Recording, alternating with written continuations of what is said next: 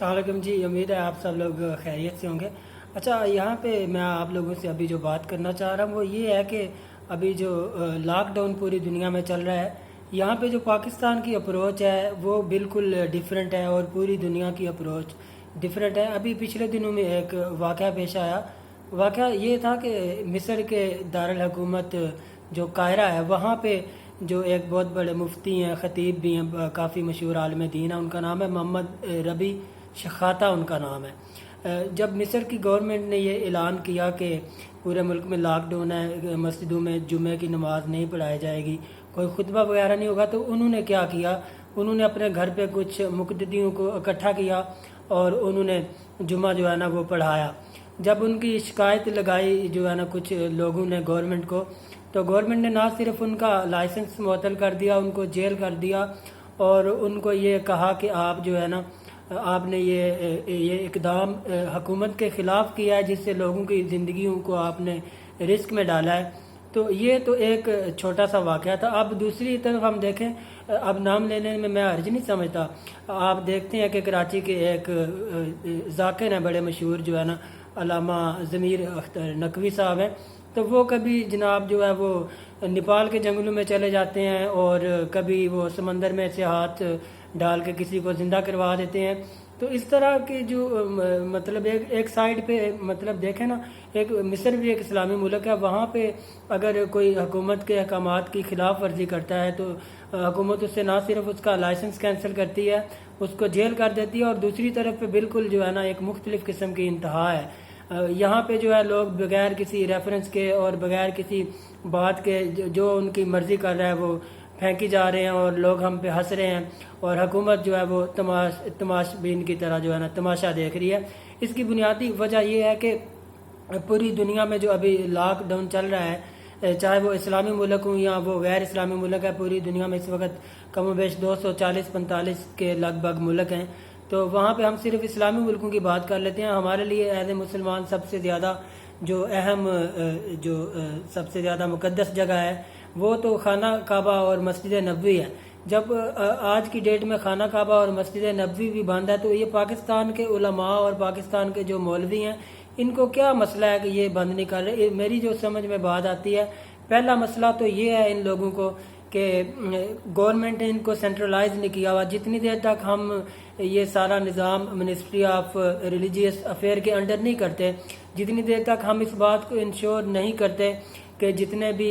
उलमा हैं, मुअज्जिन हैं, जो मस्जिद में नमाज़ें पढ़ाते हैं, उनकी सैलरी जो है वो गवर्नमेंट पे करेगी, उसी सूरत में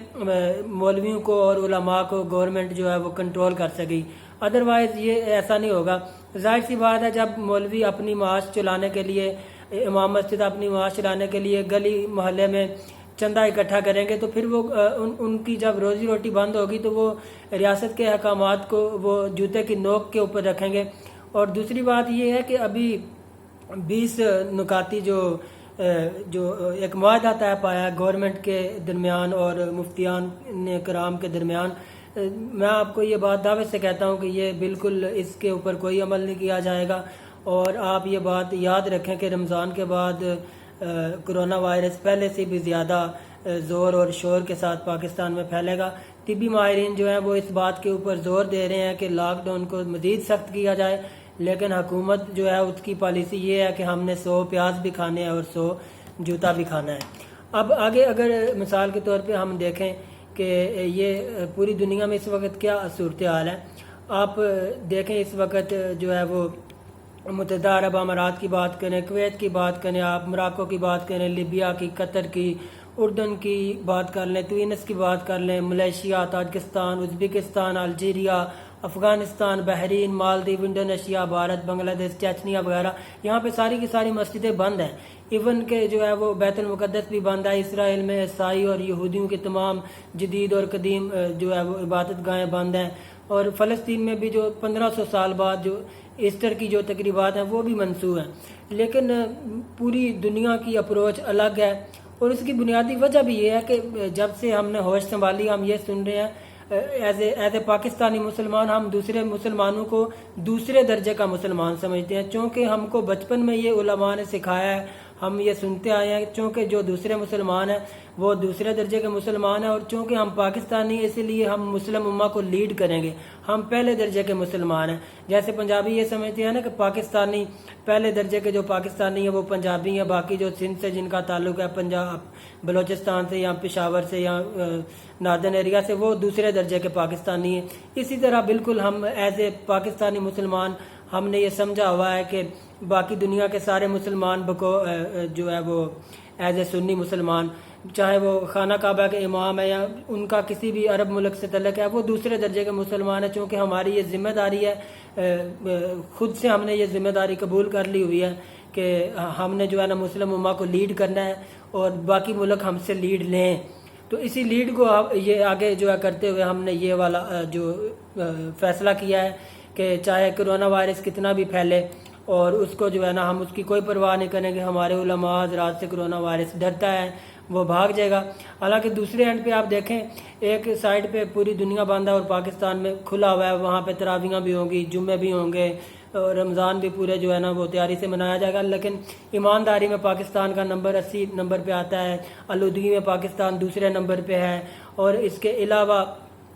جو لائف سیونگ ڈرگز ہیں پاکستانی لوگ اس میں ملاوٹ کرتے ہیں، لیکن ظاہر سی بات ہے چونکہ مسلم امہ کے ٹھیکیدار ہم ہیں تو اسی لیے جو ہے نا ہم مسجدوں میں بیٹھ کے ابھی جو ہے نا کرونا کو ڈرائیں گے، نہ کہ جو ہے نا ہم احتیاطی تدابیر کریں گے، ہم ملاوٹ بھی کریں گے، ہم جو ہے نا وہ ذخیرہ اندوزی بھی کریں گے، ہم رمضان میں چیزوں کے ریٹ بھی دگنے کریں گے، چونکہ ہم مسلمان ہیں اور پہلے درجے کے ہم مسلمان ہیں، اسی لیے ہمیں یہ حق حاصل ہے کہ ہم یہ سارے کام کریں۔ تو بہرحال جو ہے نا میں اس ساری صورتحال پہ پاکستانی علماء کو اور پوری مسلم دنیا میں صرف اور صرف پاکستانی مسلمانوں کو چیمپئن اور